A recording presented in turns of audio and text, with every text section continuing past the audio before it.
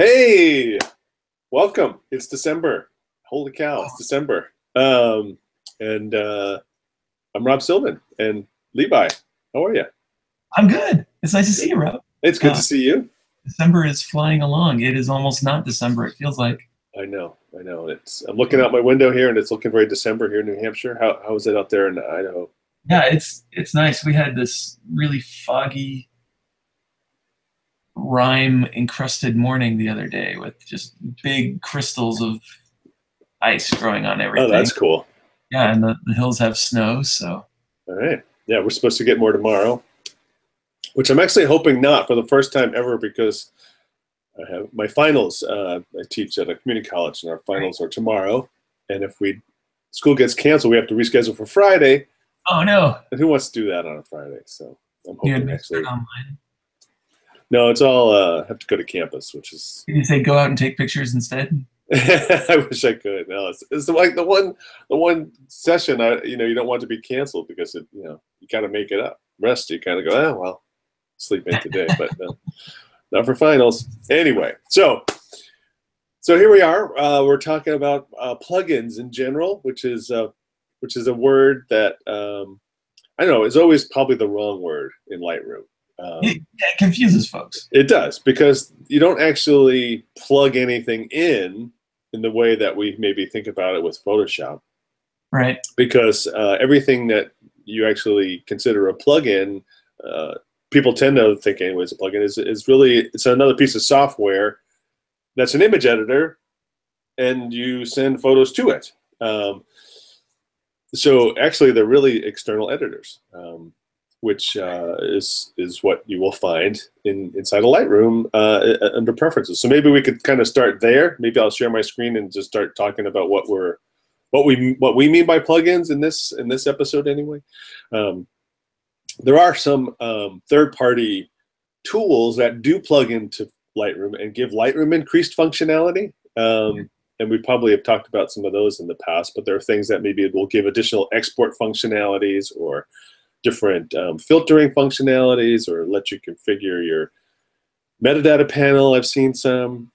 There's some like maybe allow you to export right to a zip file. I mean, that's like a plugin as I think of like giving Lightroom extra power, but we're going to talk about external editors in that there are things like from On1, from Perfectly Clear, Topaz, Nick still around, comes back from the dead. Right. So all of these, MacFun, which is now Skylum. Totally, Am I saying that right? I think that's right. So there are all these other companies that are making really powerful image editing solutions, and they can interact with Lightroom, and Lightroom can interact with them in a limited way. All right, so let me share my screen, and let's talk. Before you do that, Rob. Hey, all right. While I'm doing that, go ahead. We do have a prize to give away. Oh, that's right. Man, I jumped right into the talking without the prize part. No, that's all right. That's all right. We Perfectly Clear, which is a plugin for Lightroom, and the standalone product in the latest version of it is a standalone raw editor, so you can actually develop raw photos directly in there, even if you don't own Lightroom or Photoshop. Yeah. And they are giving us a complimentary license to share with you guys. So cool. All right. If you would like to be entered in our little drawing for a complimentary copy of Perfectly Clear Complete version 3.5, you need to do what Alan Dale just did and leave us on the chat, where apparently it's snowing in the UK. So yeah, it seemed like this weekend it just kind of snowed everywhere. It was like in Atlanta and Texas and all these other places. Louisiana? Holy moly. Yeah. That's not normal. But yeah, even got like into the 40s in Florida, which probably, freaked out half the population down there. Yeah, somebody told me it actually snowed a few flakes. Wow. I was there on Tuesday and Wednesday. It did not snow. I was sweating to death. Yeah.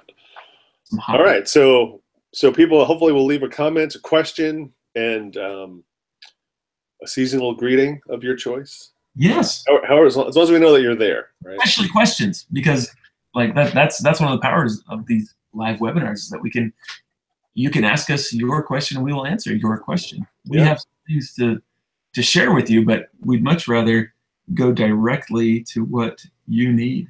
Yeah. Even if our answer is, I don't know. All right. Although So with Rob on the show, it's never I don't know. that's right. All right. So is my screen sharing? Yes, your screen is looking good. All right. So let me, so on a Mac under Lightroom, if I was on Windows, my Windows computer, I would go under the Edit menu, but on a Mac, go to Lightroom and go to Preferences, and then over to the External Editing tab. So when we're talking about plugins in the context of some program that is going to do some additional image editing, that probably has something to do with what's in this panel, right? And the number one plugin for Lightroom is actually Photoshop.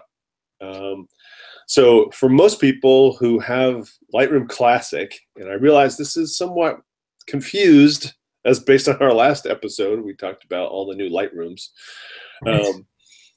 But if you've got Lightroom Classic, then you've got the subscription to the Creative Cloud of some form or another. And if you've got that, you've got access to Photoshop, the latest version of Photoshop, which is currently Photoshop CC 2018. Now, you might still have the old version of Photoshop installed, and that's fine. But whatever your most recent version of Photoshop is installed, that's going to come up as the primary external editor. Now, if, say, you were using Lightroom 6 perpetual license and Photoshop Elements. Yeah, Elements. That's a fine. Well, I mean, Elements, the brand new version of Elements just came out in October, and it's pretty darn powerful, actually. Photoshop Elements 2018. So if you had that installed, then and that was your most recent version of Photoshop, then that would come up here. So whatever your most recent version of Photoshop or Elements, that should be what comes up as your primary external editor. And then the settings, the default settings, I think are actually pretty good. I mean, at least they're pretty useful. And you might only change them if you've got a specific reason to do so. All right. And so when it comes to Photoshop, you've got two file format choices, TIFF or PSD. They both support all the things you'd want in this copy that would be created in terms of layers or 16-bit or, I don't know, all those things you can do inside of Photoshop. Either one of these will work. The default is TIFF, right? Instead of Adobe's own proprietary PSD format, Lightroom comes defaulting to TIFF. And I think the main reason for that is Photoshop, or I should say the PSD file format, has to have a setting called maximize compatibility. It has to be turned on. Maybe later on when we get into Photoshop, we'll show you where that is. But in order for a PSD file to be imported into Lightroom, that has to be turned on for maximize compatibility. And when that's turned on, what happens is the PSD file, Photoshop saves a composite layer of all the other layers. And that's what you see inside of Lightroom. It's just that composite layer because Lightroom doesn't understand layers. TIFF will create that composite automatically. So there's no setting that has to be turned on. So maybe that's why, because I know a lot of people in the beginning used to have that turned off in Photoshop because it made the file size larger when it was turned on. So most people would say, hey, just leave that turned off because Photoshop can open it anyway. And then Lightroom comes along and now you can't import those old unmaximized files. So anyway, whichever floats your boat. Some people, because they're just old school, maybe they think of PSD as their layer file and TIFF as maybe your final flattened file. So if you've got like some mnemonic or some reason for choosing one file format over the other, then go with what makes the most sense to you. Otherwise, your default's just fine. Yeah. Then I look at these two, color space and bit depth, together because ProPhoto RGB, that's really, in my mind, designed and intended to be a 16-bit color space because the gamut is so huge. It's really designed to hold that many more colors and that depth of super saturated colors, way beyond what I think of as the 8-bit color spaces, sRGB and Adobe RGB can contain. So if you're going to go with ProPhoto RGB, you may as well go with 16-bit. Hello? You may as well go with 16-bit color space. That way you're getting the most out of that. The downside of that is really big file sizes, right? So if you've got a 16-bit, say TIFF or PSD with a couple layers, maybe a smart object, you're looking at a very, very large resulting file. And so if that's a problem for you and you want to, for whatever reason, start with a smaller, then go to 8-bit. If you're going to go to 8-bit, then you probably want to go to Adobe RGB, because that tends to be a better color space for photographs. In that Adobe RGB has some more, its gamut contains colors that are maybe more saturated than what sRGB can do. And really, I mean, is a big file size a problem anymore? I mean, I'm using so right now I'm on a fancy fast machine, yeah. But my laptop is like 6 years old and it's got no problem, loading and managing a big file. I've never let that be the determinant for me. I think of it this way: is if I'm shooting in RAW, I'm intentionally trying to capture all this data. And if that's true, if I'm sending a copy to Photoshop to be edited further, I probably want to bring as much of that data along for the ride as possible. Because by having that additional data, you've got at least nothing else, smaller rounding errors in the math that happens when you're pushing pixels around. And you can always, inside of Photoshop, flatten that file and even change its bit depth back to 8 and get a smaller file size after you've done all your editing. So if really file size really does matter for you, then you can always just do that manually. But so I think that, at least for Photoshop, if I was going to some of the other external editors we're looking at, maybe I don't need all of that, because maybe it's just doing like a finishing touch, and I can certainly do that just fine with 8-bit because all the real editing is done.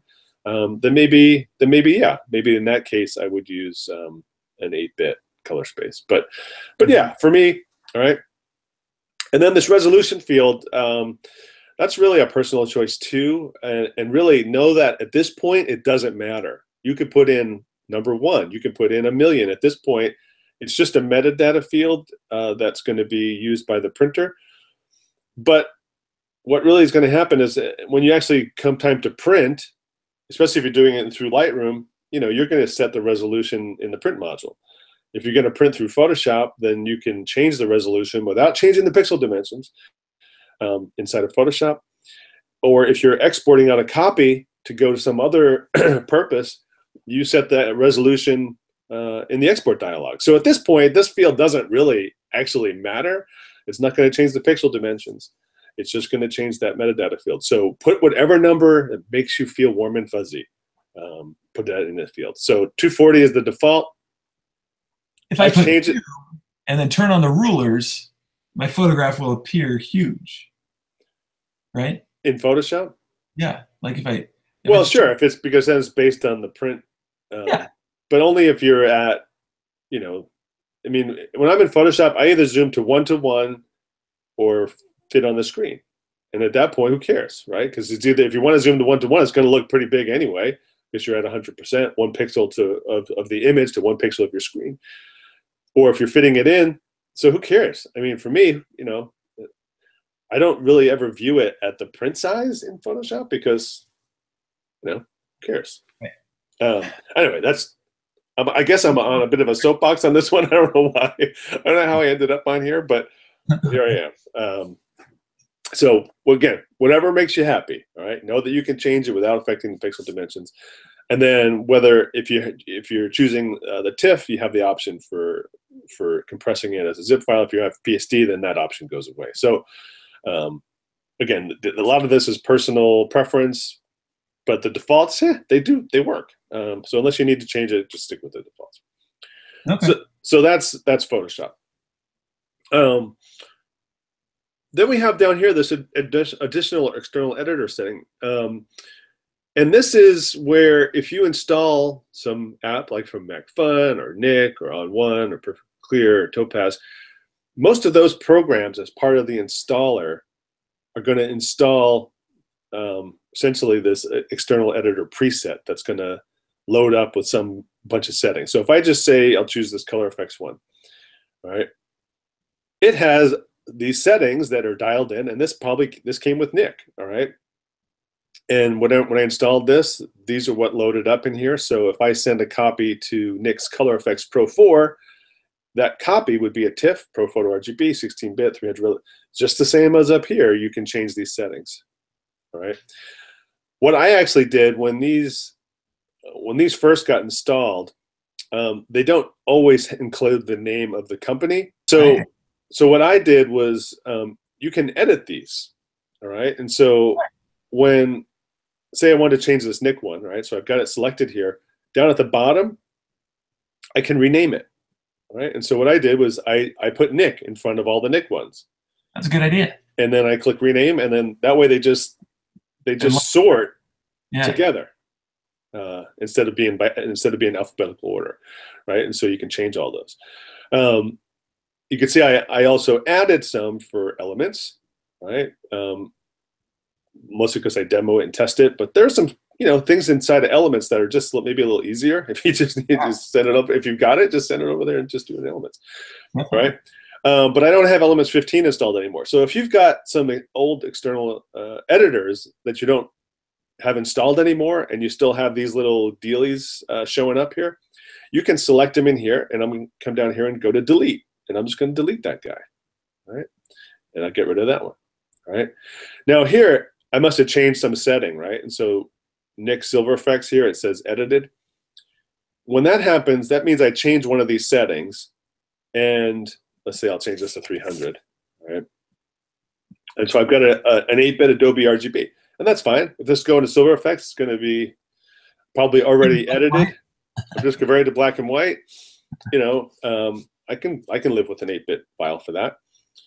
But see how edited appears in parentheses here? That means I changed some of those settings. So now I can either save these current settings as a new preset, but I don't want to do that, or I can just update. So if you want to tweak any of these settings, you can go in there, just manually tweak them, and then come down here and choose update. And now that's my new setting for when I send the Silver Effects. And Rob, is that one that's showing right now? Is that the one that's going to show up second in my list when I right-click and choose Edit In? Correct. Yep. Okay. Yeah. So if I just close this preference here and just right-click on a photo here and go down to Edit In, right? The one that's loaded up. Hey, should be it. Wait a minute. Oh, I see here. See, Elements is still selected right here. Oh, okay. So that's where you choose switch. Yeah. I don't know why Elements is showing. Let me change that, and let me change back to. So it looks like all right. So in my message, this is what I do. I do this to myself all the time. When I'm demoing stuff, and I start messing around as I'm talking, and then I change something. So here I can change. I'll show you how to change this back. Right. So in this way, I set Elements as the editor associated with this Silver Effect. So if I want to change that, I can come over here to Choose, go to my Applications folder, and I want to find. Oh, because it's just a name. Like it's just And I want to find my Nick. Oops, wrong direction in the alphabet. Here we go. Nick collection. All right. Choose Silver Effects. Click Choose. Hey, look. Now I have the right application associated with the right editor. All right. Now I want to go back down here and update my preset. All right. Now that I fixed it, come down to here, and now we should see Silver Effects is my app that's selected as my secondary editor. If I go up to the photo menu, you can see that secondary one actually has a keyboard shortcut associated with it too. So if you have a second editor that you want as your kind of backup go-to editor, you can kind of preload that here, right? So say if I did want Elements, so get Elements loaded up here, I can have that set up as my backup and use that as a shortcut. So that's I'm going through and rearranging mine. Yeah, I think it's worth spending a few minutes and not changing don't change the application associated with it unless you're a bonehead like me. But at least tidying it up, the names, and then you can check the settings. Yeah, and like for instance, right there under the additional external editor, I have mine set to perfectly clear. Yeah. Most. But I've got to make sure that I use the TIFF file format there because for some reason PSDs don't work. Yeah. So that's another good point. So if you have one of these presets that installs with whatever your application is, so let me just choose like on one here, it switches to PSD. Whatever file format gets loaded in, it might be worth sticking with that, because probably whatever software company designed that app knows what file format works best with their product. So you could try the other file format, if you want to choose even JPEG with some of these, but I would just stick with probably the default file format there. But if you need to, change it and try it. If it doesn't work, then you'll have immediate feedback about that. Yeah, and maybe for the most part, leaving the preset that the company ships with is not a bad idea. Yeah, I mean, the only time I might change it is like maybe I just philosophically was anti-sRGB, right? And maybe I would just feel better. I would sleep better at night by making that Adobe RGB. Yeah. Right. Go ahead, change it. That's not going to break anything. I mean, if they, they're all going to support those. But yeah. So otherwise, I like to play around and mess with this stuff, because then you could see, as long as you know how to get yourself back, as evidenced by my last move, then that's fine.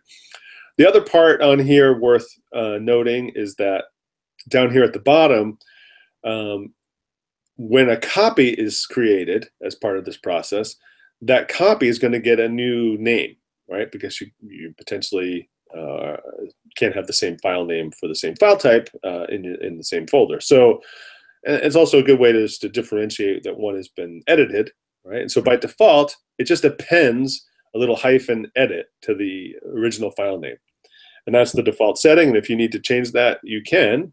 You can pick one of your custom file name templates. You can go click on edit, create your own custom file name template, whatever floats your boat on that. But just know that the way these things work, so here is a raw file. If I were to send this to, say, Photoshop, all right, because it's a raw file, the only option is that a copy with whatever Lightroom settings I've applied has to be created, because it's a raw file. And Photoshop can't open a raw file. So it has to create a copy in TIFF or PSD format. If I were to go to, say, one of these other products, right, then I'm going to get this dialog here. Because this is a third-party product, you get this little dialog box that shows the same options we just saw in that additional editor. So theoretically, you could change it here if you needed to on a case-by-case basis, or you could just leave that collapsed. Right. But you can see that the edit a copy and edit original options are grayed out, because those aren't possible because it's a raw file. So the only thing you can do here is edit a copy. Yep. But with Photoshop, it just skips this step, because why make you click twice if that's the only option? In fact, you can use the keyboard shortcut to go to Photoshop. Yeah, with the keyboard shortcut, then it just opens, right? Yeah. If you have a raw file selected. Now, if you've got, here's a JPEG. If I were to send this JPEG to Photoshop, right, then I am going to get that dialog box, because I can make a choice. It's a JPEG. Photoshop can open the original JPEG.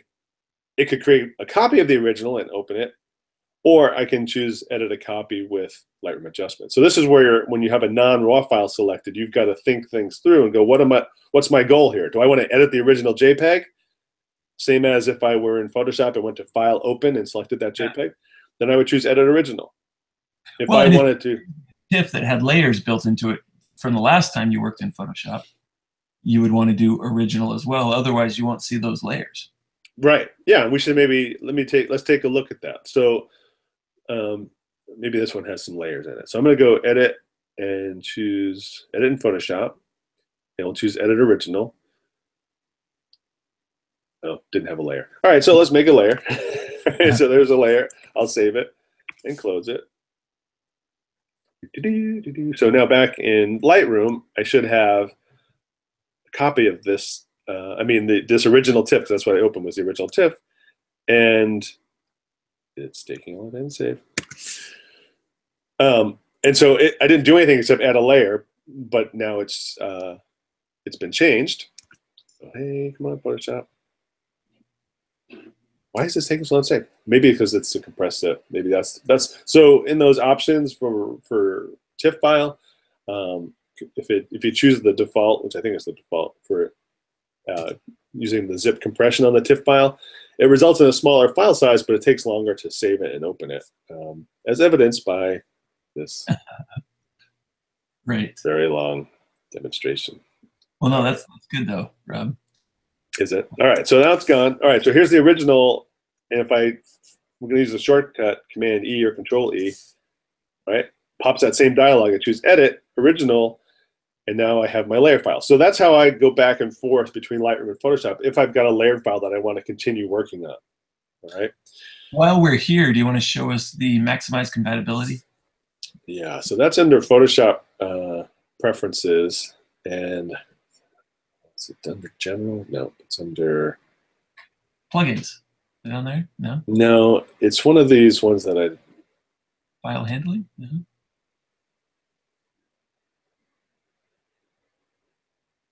Nope.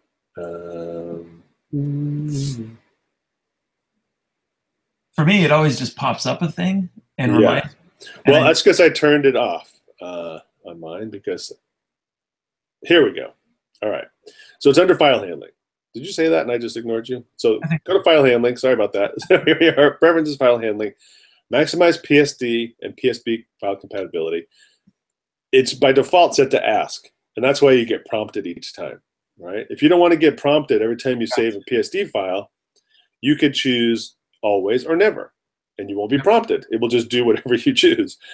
If you're using Lightroom, don't choose never, because then you won't be able to import those PSD files. All right? Right. So I just choose to have it set to always, and then it just always does it, and it doesn't prompt me anymore. And my PSD files can then be imported into Lightroom as well.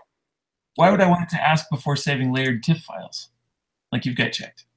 That's just the default. Let's uncheck that. I hate being prompted most of the time. Right. So I usually turn those things. I try to turn those things off so it doesn't do that. So that's basically how that part works. So when you have a non-Adobe, like it's just a non-Photoshop external editor, then you're always going to get prompted. But with Photoshop, if it's a raw file, it's just going to go.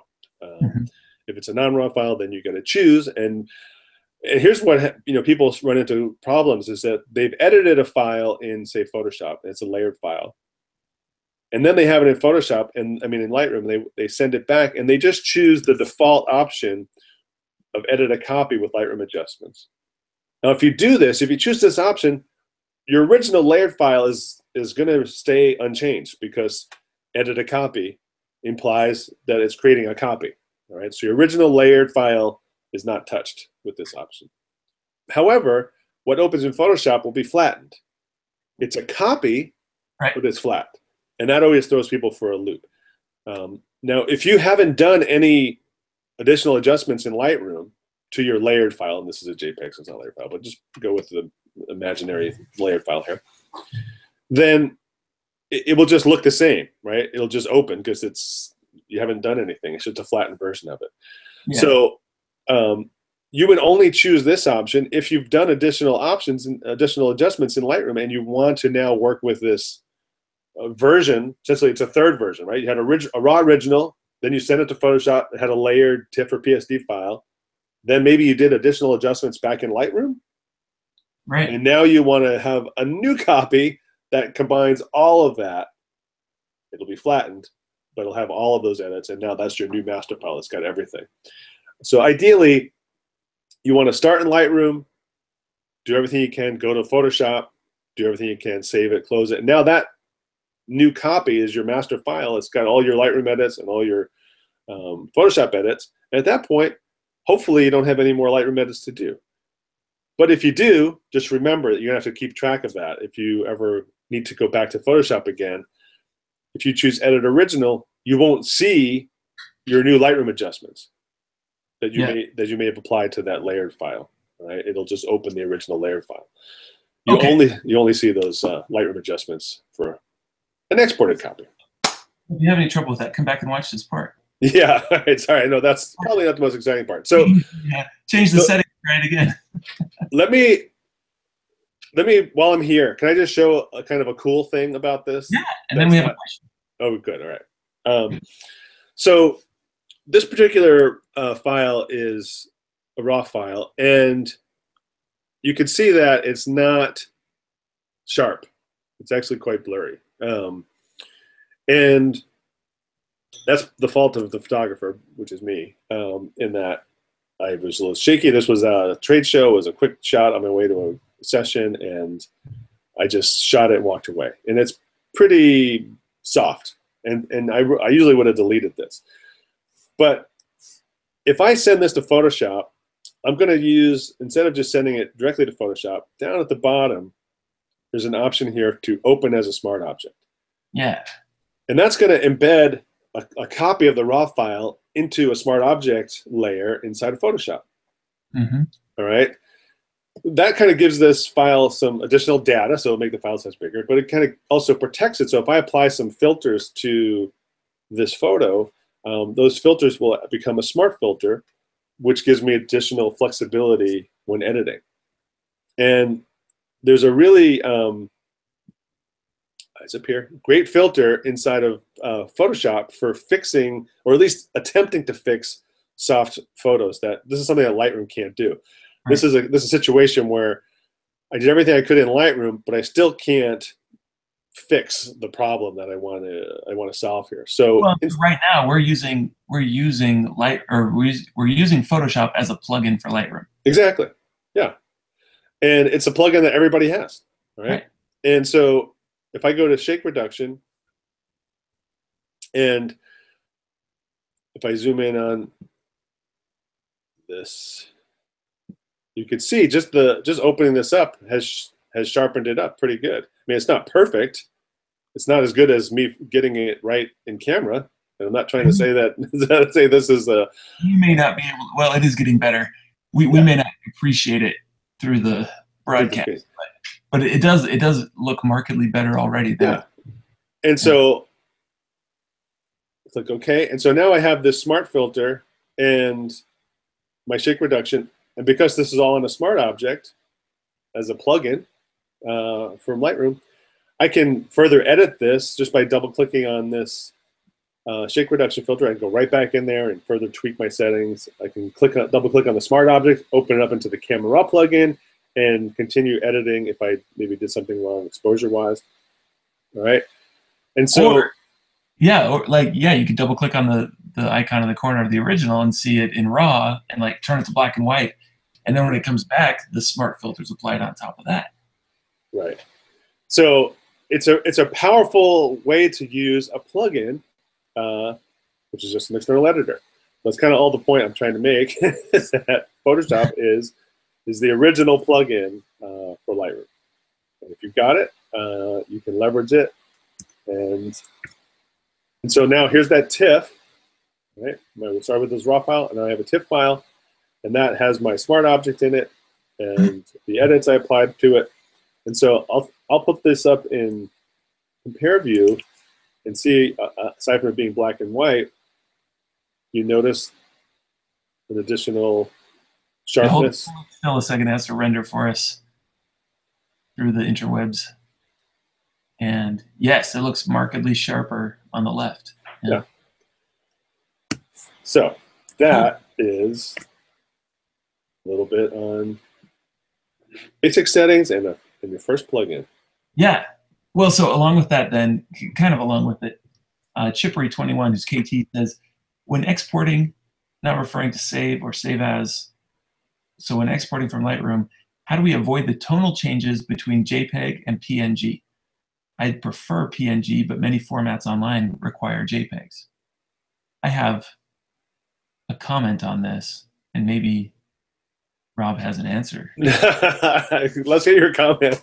So I have time to think of it. So kind of two comments. First, I hadn't noticed. I guess I don't save a lot of PNGs, but I hadn't realized there was a visible difference between them.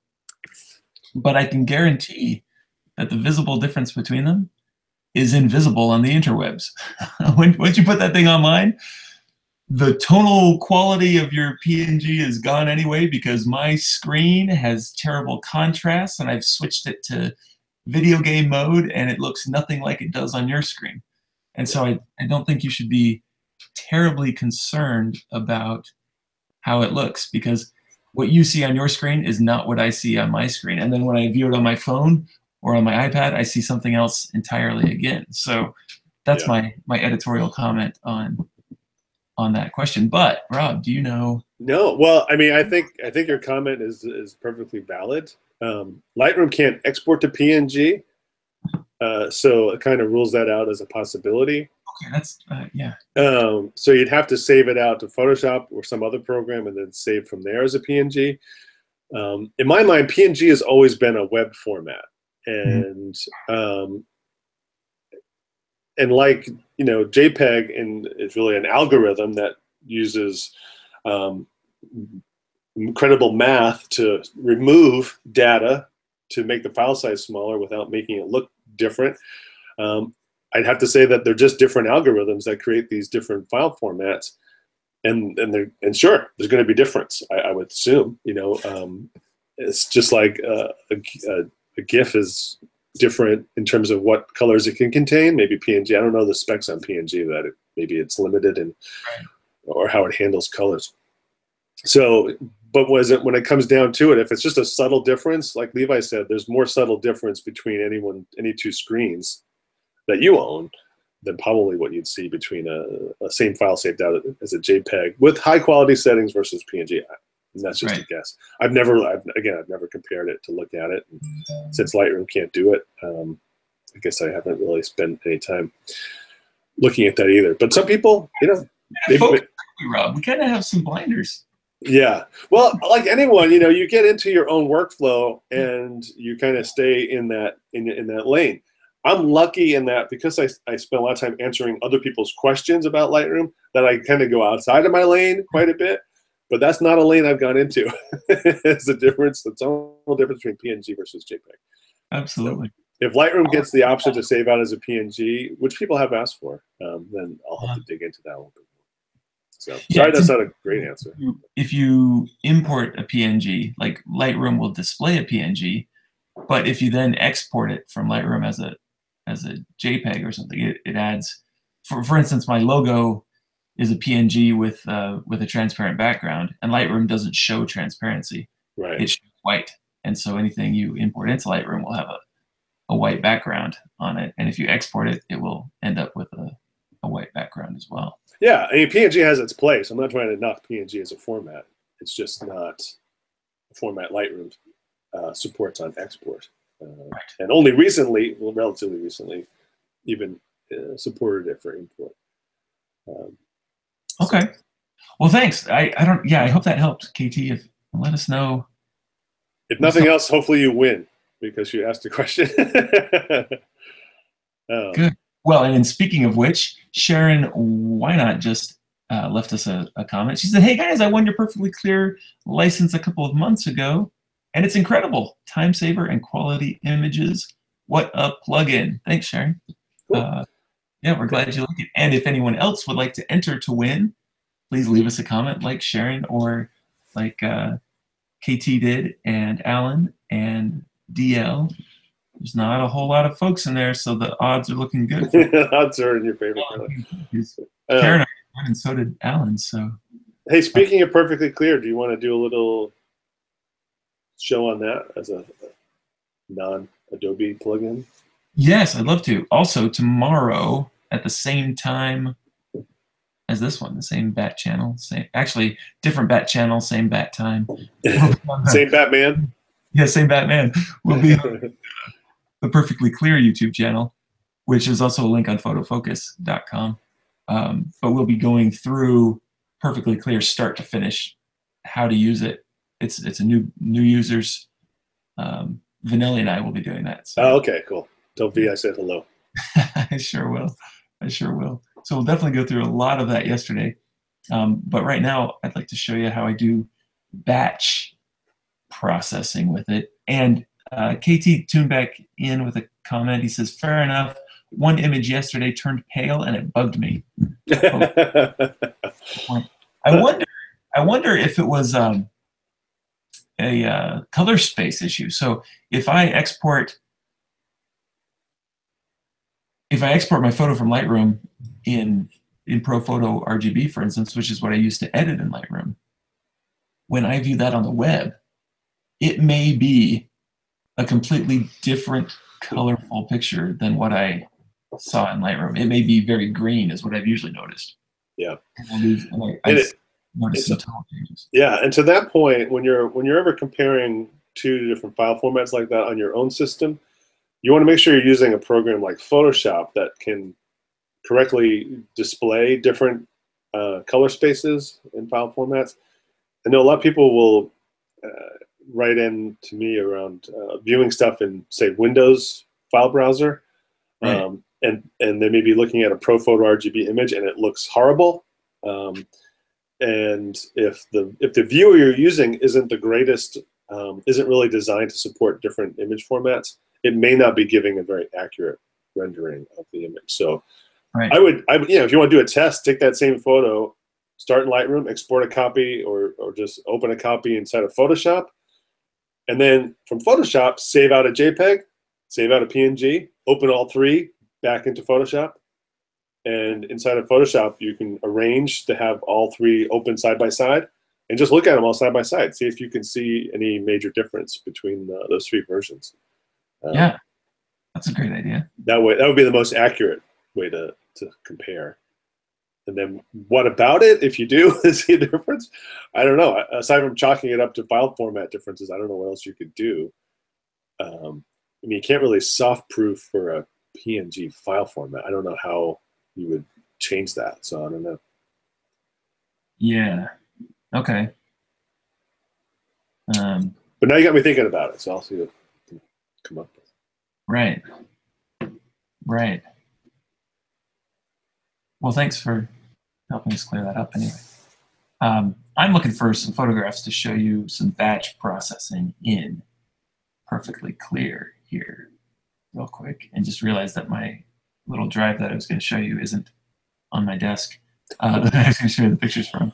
So here's a different one. This will be good. And so I will share my screen. I should do that, right, Rob? Yeah. As handsome as you are. There we go. All right, am I up? You are up. I see it. Yep. Okay, here's some portraits I made with Bill, and just for the demonstration's sake here, we'll grab several of these pictures. I have not yet sorted Bill's pictures to find the right ones. So having selected several photographs, I can now just right-click and choose Edit in Perfectly Clear Complete, and I'm going to remember to make sure it's still set to TIFF. Of course it is, because that's where they go. Because that's how I set it last time. It's sticky, so I left it. Yeah. And I'm going to edit a copy with Lightroom adjustments. I'm going to edit all of these, and they are. I'm doing this wrong. I'm going to stop doing this. This is not how to do a batch. Once, but not. Well, no, it'll. The new Perfectly Clear kind of does it anyway, because it's got a sync button, which is cool. But that was not what I was meaning to show you. Anyway, we're gonna let it roll, and I'll show you. I think I can show you the sync thing. The sync thing is in 3.5 now? The sync thing is in 3.5, which is a free upgrade for anyone who had Perfectly Clear version 3 already. Okay, so there's my new files. It's created TIFF files from each of these, and it's going to open all of them in Perfectly Clear Complete. Okay. Oops. Okay. And they're loading. Here they come. And so I've got these presets that I can get started with. The landscape preset is not the way to go on portrait pictures. Let's choose one that should work well. These are my personal presets over here. Something like this one from Tori should work pretty nicely. Yeah, so that's all right. Let's go to this one. And then I could choose that Tori preset again. And that's, so here's my original photograph, and it's removing the redness from his skin, and it's doing all the stuff that I've said over here, which I'm not going to show you right now. It's super cool and super powerful, but it's a whole other webinar. In fact, I'm doing one tomorrow at the same time as this one. But what's neat is that down here, now I can choose to sync settings on all 8 of these photographs. And so if I pop over here to the last one that we haven't viewed yet, it's going to show up with the Tori preset already applied. So that's one way to do a batch in Perfectly Clear, which is really cool. And I'm just going to close these and not save them for the speed's sake. Another great way to do the batch in Perfectly Clear is I'll come in here and I'll select my photographs. And this is so wonderful how well this works. And so I've got a bunch selected. Now we'll go to the export dialog. And instead of exporting to a hard drive like I normally do, I'll switch and choose to export to Perfectly Clear Complete. And now everything's the same down here, except we have one additional tab at the very top. And it says I can choose from presets. I'm going to choose from user presets, and I'll choose that one called Tori. There it is. And I'm going to choose hide Perfectly Clear window. And then I'm going to choose where I want them to go. They're going to go, put them in the same folder as the original, but we'll put them in a subfolder called edits. And I will add to this catalog so I can see them here. I don't need to rename them. And I could come in and change the sizes. So like these will be JPEGs at 1,000 pixels wide, or excuse me, 1,000 kilobytes. I don't have to have my resolution set to anything right there. And then I can even apply my watermark. So let's put my watermark on there. Oh, let's not do black. Let's do the white one. White in the bottom left corner. And then I hit export. And these are just going to be exported into Perfectly Clear and come back to Lightroom as this progress bar goes through. And I don't have to touch each of them. And even though the people and dogs are in a different place, and even if the exposure changes, it analyzes each picture individually and intelligently and applies the right settings from my preset. And so if they needed the preset, they get it. If they didn't need a portion of it, they don't get it. Huh. That's really cool. That's probably the most powerful part of the whole Perfectly Clear. Right. Right. Is the intelligence of it. Absolutely. And so it says it's done. It just did those 6 pictures in less than 30 seconds. And here's the folder they went into. And so now here they are with the touch-ups on his face and my watermark applied in the corner and stuff. Nice. The dog lift. Look at the ears lift. Yeah, the ear lift is good. That's what you want. That's it. I got that by quacking. Bird dog, so he's good at that. Yeah. Anyway, that is the super fast way to batch edit with Perfectly Clear. Cool. And it's pretty fun. Yeah. It's really pretty fun. Yeah, so it's nice sometimes just to be able to set it and forget it, right? I mean, it's nice to go in. I mean, I like to spend time and, finessing and fussing over each slider and coming up with some result. But for someone who's, how many images do you have in that shoot? Looks like a couple hundred, easy. Yeah, there's a couple hundred, and then I did 3 shoots that day under similar conditions, and I could just export. I mean, I could export all the pictures and not even do any culling, and get really good results out of it. Now, do you always import whatever finished copies in a situation like that back into Lightroom too? So you're always kind of keeping the finished versions too. Yeah, I personally do because I manage all of my images with Lightroom. Yeah. So every picture on my computer should be in Lightroom. Yeah. You don't just like send them out and then ship off the finished versions, and if you need a new copy, rerun it through Perfectly Clear or something like that. You keep the. Yeah, I could do that. Usually I don't even create a small JPEG because I share my SmugMug, which is another kind of plugin we could talk very briefly about. Yeah. Well, it would be good just to counter, what what I think is more of a true plugin versus these external editors. So yeah, you want it?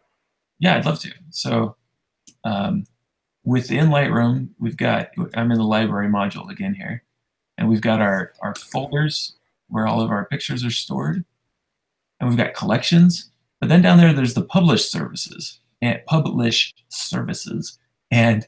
it's it may be unutilized by you, but it's a very good tool. For instance, you can use it. This is on my goal to do before the year is up. Is set up my Adobe stock and get it going, because I have a lot of photographs sitting around and videos. I've got tons of time lapses just sitting around on my hard drives, and I could be monetizing those on Adobe stock really, really easily. And and all you have to do is drag and drop stuff into these plugins, and it can publish. The one I use the very most is SmugMug, and it's got my pictures from 2009. I've got millions of pictures published up here in SmugMug, and I use it as a bit of a backup for all my clients. All their photographs are there, published onto the SmugMug servers, which makes a large, high-quality JPEG of the pictures that I publish. And so, if I had a failure locally, at least my clients' favorites would be available online for them. Yeah, which is pretty important. Yeah, pretty important. So that's one publish service I use, and it's pretty simple to get these going. You can just add one here, and if you've downloaded a plugin, like you go to SmugMug and you download their plugin, and then you use the publishing manager to get it started. I'm not going to show you because we're running low on time, but it's one here that I did want to talk briefly about is called Evla, and it's a cool one because it publishes my pictures to the Evla server, and then I can share that link with my clients. But the unique thing about Evla is that my client can then like and rate and make comments on their photographs online, and those comments synchronize back to my Lightroom and the ratings and everything, which is super powerful, because if I'm communicating with people who are too far away to get together in person with, or with multiple parts of a family, I can share their photographs this way and get their feedback and send them their prints and send them their favorites and all that kind of stuff without being in the same room. And it's a pretty cool tool. And Martin from Evla just contacted me when he saw we were doing this show, and he wanted to share with us a discount code. Oh, cool. Yeah. That's awful nice. So here's a discount code. If you go to evlaa.com/c/photofocus, I'll give you a $20 credit to use. Nice. And I think it's a cool tool. I haven't been utilizing it as much as I could, because I haven't been doing the kind of work where I need to. But as I switch back into more family photography, I'm going to start using it a lot more. I'll have to check that out. So publish services are cool too. I mean, you can use it synced up with Facebook, Flickr. There's even one. Do I still have it on here? There's even a way. Yeah, the LR Instagram plugin. You can publish to Instagram from Lightroom using this tool. Yeah, and that's what I think of as something inside of Lightroom as a plugin. Right. Which is all those external editors I was showing. As a genuine kind of plugin tool. So anyway, that's one. What are some of your favorite external editing plugins, Rob, that you let's just talk about them, since we don't have time to show. Yeah, so the ones I probably go to beyond the ones we looked at would be Silver Effects. I'm really glad that that stuck around, or was given a new lease on life, maybe, by DxO when they bought that from Google. I haven't seen anything changing from that. I don't know if you have, but what's that? Did you get a new download, or no? Just using it from before, the original, from when Google had it. But I remember seeing that potentially maybe sometime next year there was an announcement that maybe they would see something, get updated in there. Right. in the Nick suite. So I'm glad to hold on to those, and I'm excited to see what comes from that. There's so much happening in this, third-party space Right. for image editing right now between On1 and Nick and MacFun/Skylum and Topaz. That everybody, seems to really be stepping up their game. I've been curious to do more with Luminar. I haven't really done that yet, but that's kind of the next thing I'd like to see. Getting a little bit more out of that. Yeah, from Skylum previously, because they're not only Mac based anymore. Yeah, because I have a Windows machine too, and that's where I've been wanting to try it out on, and I haven't. It's not really there yet on the Windows side. Yeah. It's really good. I use the Tonality Pro from MacFun. It's right up there with Nick Silver Effects for me. Yeah. The only thing it doesn't do is the control point technology. Right. Yeah, and that's exciting to see that have another go around, see where they take that. It's such a cool tool, but the MacFun has really refined the structure and things so that it's much more, I don't know, usable, realistic, less looking like structure has been applied to your photograph. Yeah, which is a thing in there. And so Vaughn had a comment. He said, with all these plugins, do you guys find that you're doing more through the plugins and less in Lightroom Classic? No, I don't think so. At least not for me. For specific stuff, I do like the retouching and perfectly clear is phenomenal, and the color control for my landscapes is phenomenal, and the black and white in Nick Silver Effects is really great. Or Aurora does things differently than Lightroom can do with HDRs, but all of these things are possible to whatever extent in Lightroom. Yeah. But the idea is that now we've maxed out Lightroom, and these give us more capabilities. Right. Yeah. For me, I guess I think of Lightroom is my go-to kind of point of entry. Like headquarters. Yeah. And so if I ever go to one of these other software products, it's through Lightroom. So maybe I won't do a black and white conversion anymore. But I still do because I'm lazy. Yeah. And it's pretty, in Lightroom, it's so easy in that you just do it, and it's not much to mess around with, but if I were to do it more seriously, I would just go to Nick. So yeah, but I still, maybe I just spend so much time in Lightroom, I don't notice any reduction in time spent there. But I'm sure for some people, especially if you're doing like with the perfect clear batching stuff like that, I could see that reducing someone's time, because you're just not touching all those sliders in Lightroom. You're just selecting them and sending them on out, and that's how it goes. Yeah. Let's see. Hubert says, "Have you tried Luminar 2018?" Yes, I have. I like it. It's cool. It has some really powerful functionality. And DL is responding to Vaughn as well and says, "Not for personal projects where I tend to make large prints. I usually create a virtual copy and then try to do better than the plugin did. But for many pictures, I use plugins to save time." Yeah. Yeah. I think anytime you can save time, that's money in your bank. So I'm all there's things that we can't even act like having layers. Luminar or On1 Photo Raw or Alien Skin, they give us the ability to use layers from Lightroom if we don't have Photoshop or don't want to use Photoshop for some reason. They give us the layering abilities that are so powerful. The UPS guy just showed up and my dogs are telling me about it. That's perfect. Yeah. That's perfect. It's a time of year. So let's see. Yeah, I just mentioned Luminar. We've talked about Nick. We've talked about Perfectly Clear. I like Alien Skin. They've got a lot of great tools in there. One of my favorites is the Snap Art, which gives you the painting and line drawing abilities. There's also Topaz. Topaz is a full array of fun tools to use. And what else do we frequently use? On one. Yeah.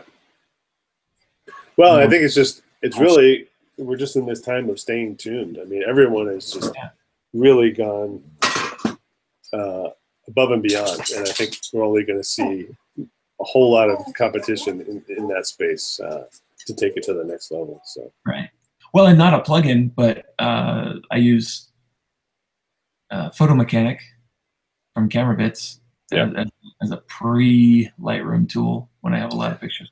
Yeah, and you know, to the point of not everything, you know, not just external editors, a great resource to go check out for a lot of really good workflow tools is Photographer's Toolbox. It's a lot of third-party developers, a lot of really photographers who have the ability to create these plugins who said, I wish I had this in my workflow, and then they just made it. So it's really useful stuff.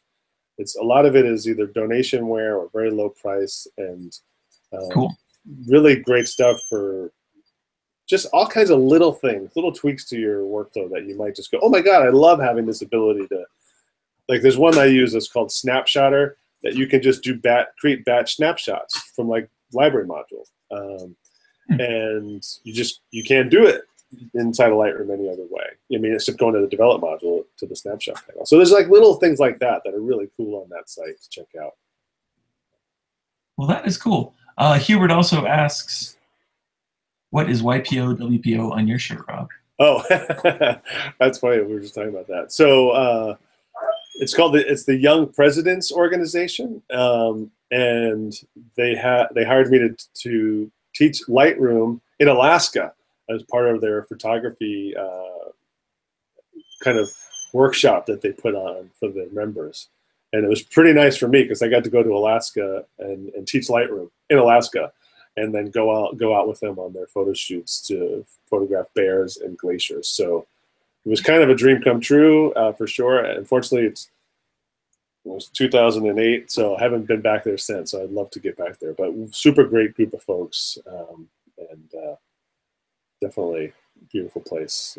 If you haven't been to Alaska, definitely. I was in July. It was in July. Salmon were everywhere, well, in the water, and bears were everywhere, and it was really cool. We should do a photo focus retreat up there, huh? Oh, that would be awesome. Yeah, definitely. All right. Well, Rob, we are winding down here. All right. That one went fast. Any last questions, comments while you pick names out of your hat? Not that I see. Roger doesn't have any snow. Right. But it's cold.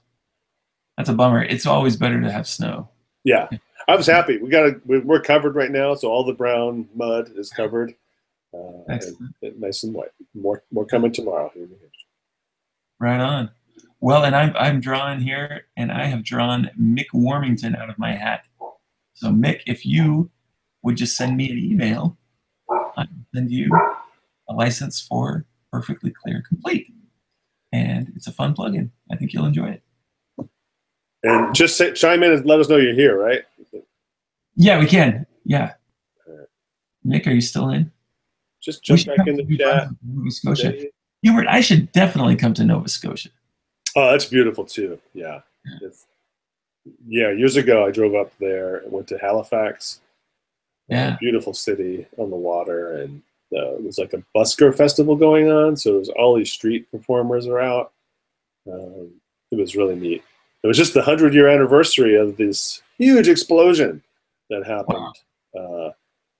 It was horrible. I think it was like an ammunition ship exploded right in the harbor. I mean, it's a big part of the history there because there was so much devastation and rebuilding that happened from that. Wow. But I just saw somewhere it was just the 100-year anniversary of that. Well, yeah, let's go up there. Sure. It sounds like fun. Yeah, beautiful place. Well, so I haven't heard from Mick. I'm going to redraw one. All right. All right, let's see here. Looks like it's KT, Chippery 21. All right. Are you still here? Are you still in? Hope so. I hope so. Well, between the two of them, if they both write to me, Levi. Someone is saying that the photo focus coupon is not valid. Right. Yeah. If they just use the link, it includes the coupon. Oh, okay. Got to use the link. Yeah, just use that link I dropped in the comments. Okay. All right. And that'll work. The evla.com, evlaa.com/coupon/photo focus will get you a $20 credit. So thanks to Martin for that. Martin even tuned in. Sorry, Martin, you didn't win perfectly clear.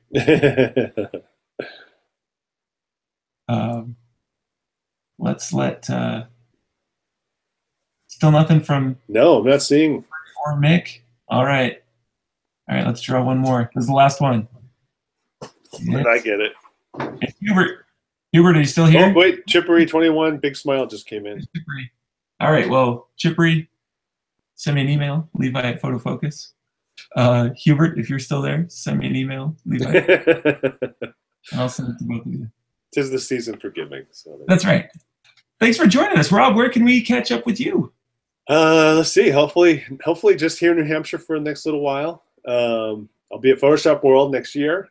And actually in New England here, there's a camera club big conference in the summer. And I just got hired to teach there every day doing Lightroom stuff. Lightroom and Wacom stuff I'll be doing. A big pre-con workshop as well as workshop each day in Lightroom and Wacom tablets. So that's in Massachusetts in July. Cool. How about you, Levi? Where can we find you? That's going to be here in no time, July. Yeah. I'm ready. I'm ready to enjoy a little winter before July comes. Definitely. Are you coming to WPPI with us? No, I won't be there, at least at this point in time. Okay. I don't have that on my calendar. But I'd like to go. I'd love to see you. And I will be live tomorrow at this time at 11 Mountain and all the other times, whatever they convert to. You convert yourself. Yeah. 1 p.m. Eastern, right? You go to Photo Focus, you can see it there. It has all the times in it, right? Exactly. And we'll be broadcasting about Perfectly Clear and how to use it in your workflow and maximize your portrait and landscape retouching. We'll do both of those things.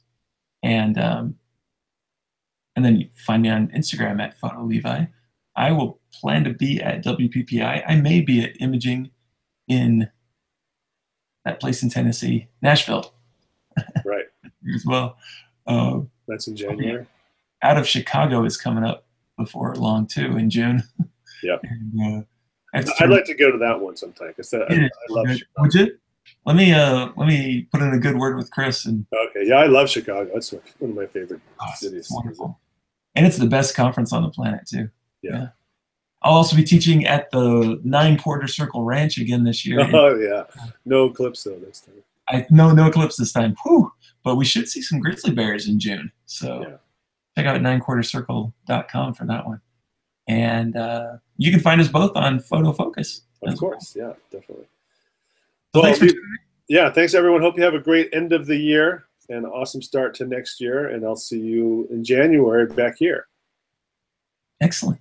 Yeah. Well, thanks, Rob. All right. Thanks, Levi. Take care. See ya.